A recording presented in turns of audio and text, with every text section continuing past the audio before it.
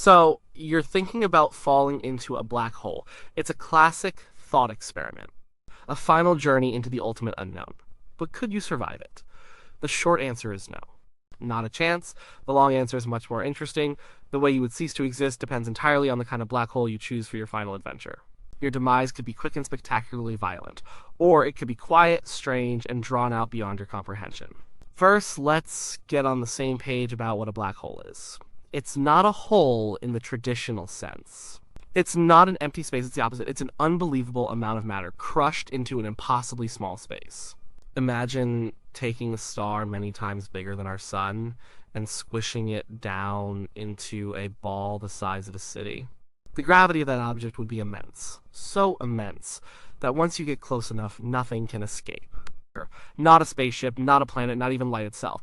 That point of no return is called the event horizon. Think of it like a river flowing towards a massive waterfall. Far upstream, you can paddle around, you can turn back, you can go home. The water is moving, but you're stronger than the current. As you get closer to the waterfall, the current gets stronger. Soon you reach a point where the water is moving faster than you can possibly swim. No matter how hard you paddle, you're going over the edge. That's the event horizon. It's not a physical wall you crash into. It's just a boundary in space-time. On one side, escape is possible. On the other, it is not. At the very center of the black hole is something called the singularity. This is the part our current understanding of physics can't really handle. It's the point where all that matter has collapsed into a region of infinite density. It's where space and time, as we know them, cease to have meaning. It's the end of the line. So your survival depends on what happens to you between crossing that event horizon and reaching the singularity. And that experience is wildly different depending on the size of the black hole. Let's start with the bad choice, a small black hole. By small, I mean a stellar mass black hole. This is a black hole with the mass of a few suns. They're formed when a massive star dies and collapses in on itself. These are the common black holes we think of, and they are a terrible way to go. If you fall towards a stellar mass black hole, you will be killed long before you ever reach the event horizon. The killer isn't the gravity itself, but the difference in gravity. It's a concept called tidal forces. We experience tidal forces here on Earth. The moon's gravity pulls on the Earth, and it pulls slightly more on the side of the Earth facing it than the side away from it. This difference in pull is what stretches the oceans and creates tides. It's a gentle effect here. Near a small black hole, this effect is not gentle, it's monstrous. Imagine you're falling feet first towards the black hole. As you get closer, the force of gravity increases dramatically. The key is that it increases over very short distances. This means the gravitational pull on your feet will be immensely stronger than the gravitational pull on your head. Your feet are being pulled forward so much harder than your head is. The result is you would be stretched. And not just a little bit. You would be stretched like a piece of taffy. This process has a wonderfully descriptive name, spaghettification. Your body would be elongated, pulled longer and longer. At the same time, the forces around your sides would be squeezing you in. You would be made thinner and thinner. This stretching and squeezing would happen on a molecular level. Your bones, your skin, your organs would all be pulled apart. You wouldn't just be a long, thin human shape. You would be torn into a stream of individual atoms, a thin, glowing noodle of your own constituent particles, spiraling down towards the black hole. You would be dead. Very, very dead. And this all happens outside the event horizon. You would be ripped to shreds before you even cross the point of no return. You would never get to see what's inside.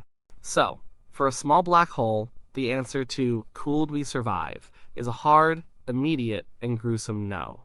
But what about a big black hole? A really big one. A supermassive black hole. These are the monsters that live at the center of galaxies, including our own Milky Way. They have the mass of millions or even billions of suns. And here, paradoxically, your initial journey would be much more peaceful. The reason is that the supermassive black hole is so enormous. Its event horizon is much, much farther away from the singularity. The change in gravity over a given distance, the tidal force, is much more gradual. Think of it like this. An ant walking on the surface of a marble feels the curve very sharply. An ant walking on the surface of a giant beach ball feels a much gentler, almost flat curve. A supermassive black hole is like that beach ball. The curvature of space-time is much more gentle at its edge.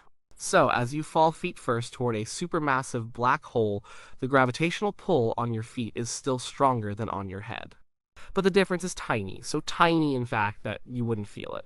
You could fall right through the event horizon completely unharmed. You might not even notice the exact moment you crossed it. One moment you could, in theory, turn on your rockets and escape. The next moment you can't. But there would be no sign, no jolt, no warning. You would just float serenely past the point of no return.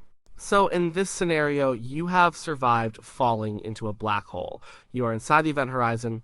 Congratulations, now what? Well, your fate is sealed. You are now heading towards the singularity. There is no other direction you can go. Inside the event horizon, space-time is warped so severely that all possible paths lead to the center.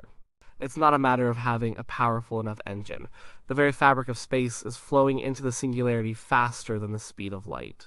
Trying to escape would be like trying to run up a down escalator that's moving infinitely fast. It's not possible. The future is one direction, and that direction is the singularity. But you're still alive for now. What would you see? Looking back, you could still see the universe you left behind. The light from distant stars and galaxies would still be falling in after you, but it would look very strange. Due to the extreme gravity, time itself behaves differently. This is where Einstein's theory of relativity gets really weird. To an observer far away, say, your friend watching you from a safe distance in a spaceship, something bizarre would happen as you approach the event horizon. From their perspective, your clock would seem to tick slower and slower. You would appear to move in slow motion. As you got closer and closer to the horizon, you would seem to slow to a complete stop. Your image would become redder and dimmer, stretched and frozen at the edge of the black hole for eternity. They would never see you cross, they would just see you fade away. But from your perspective, everything would feel normal.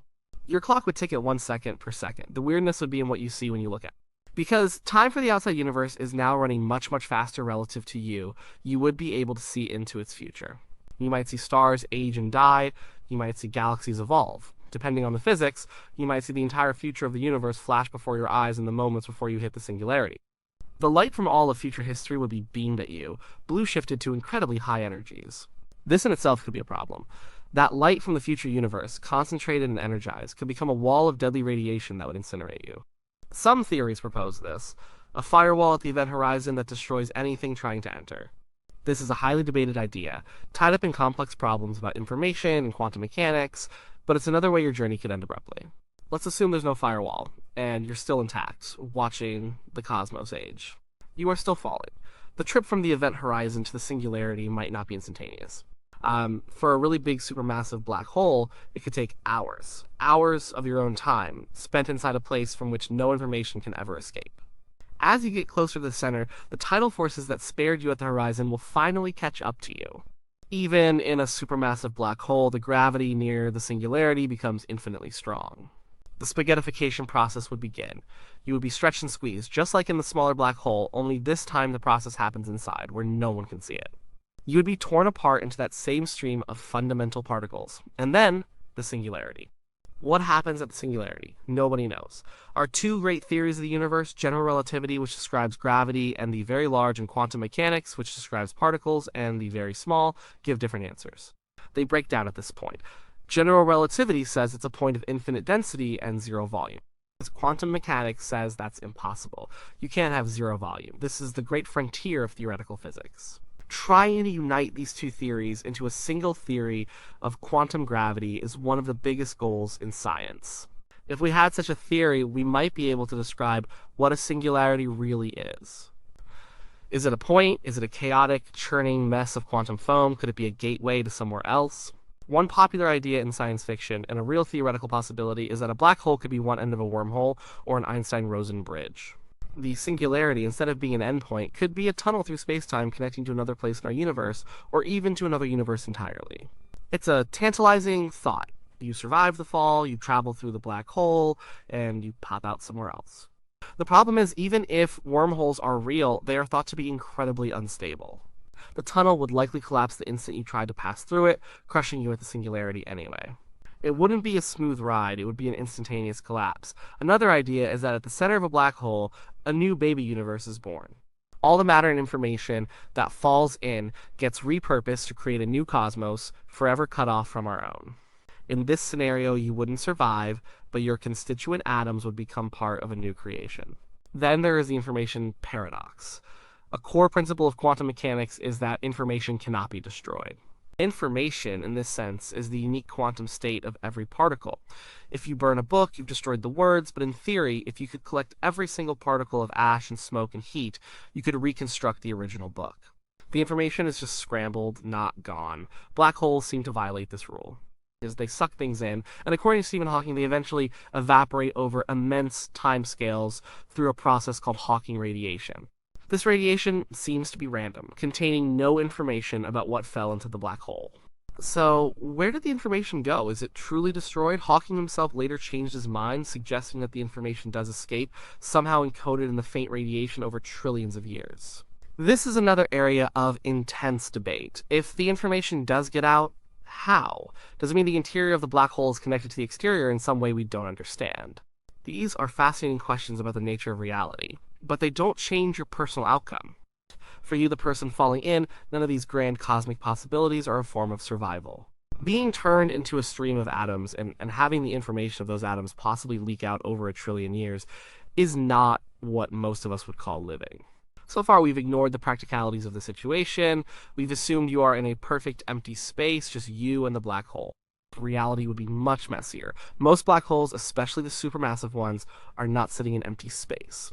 They are surrounded by an accretion disk. This is a massive spinning disk of gas, dust, stars, and other material that has been captured by the black hole's gravity but hasn't fallen in yet.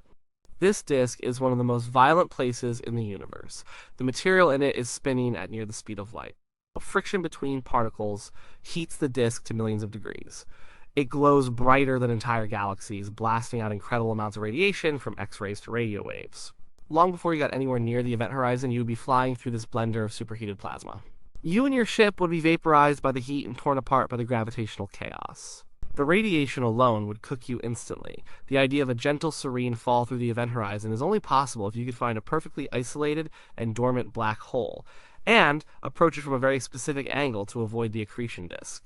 The chances of that are basically zero. So let's recap the journey. Can you survive falling into a black hole? No. If you choose a small stellar mass black hole, you will be torn apart by tidal forces into a stream of atoms, a process called spaghettification, long before you even reach the event horizon. It would be a violent and relatively quick death. If you choose a giant supermassive black hole, and if you can somehow avoid the lethal accretion disk, you could survive crossing the event horizon. You would float past the point of no return, unharmed and possibly unaware. Once inside, your fate is sealed. All paths lead to the singularity. Looking back, you would see the future of the universe unfold at a rapid pace. But your journey forward is a one-way trip to the center. As you approach the center, the same tidal forces that kill you in a small black hole would finally appear, stretching you apart until you are a stream of particles. Finally, that stream of particles would hit the singularity, a point where our understanding of physics completely breaks down. What happens there is a complete mystery. You are crushed out of existence in a way we cannot describe. Maybe your matter becomes part of a new universe. Maybe it tunnels through a wormhole that immediately collapses. Maybe it just gets added to an infinitely dense point. In all scenarios, you, the conscious, living person, do not survive. The journey is fascinating to think about. It touches on the biggest questions in physics, the nature of time, space, information, and reality itself. But it's a one-way trip with a 100% fatality rate. The universe is full of wonders, but a black hole is a wonder best appreciated from a very, very safe distance.